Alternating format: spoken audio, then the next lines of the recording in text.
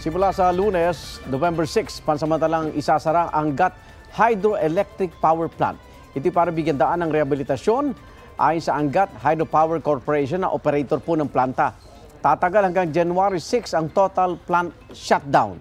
Dahil diyan gumawa ng guidelines ang MWSS kasama ang Maynilad at Manila Water para matiyak pa rin ang maayos na supply ng tubig sa Metro Manila at ilang karatig probinsya.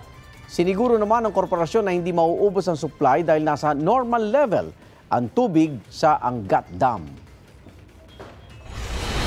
Igan, mauna ka sa mga balita. Mag-subscribe sa GMA Integrated News sa YouTube.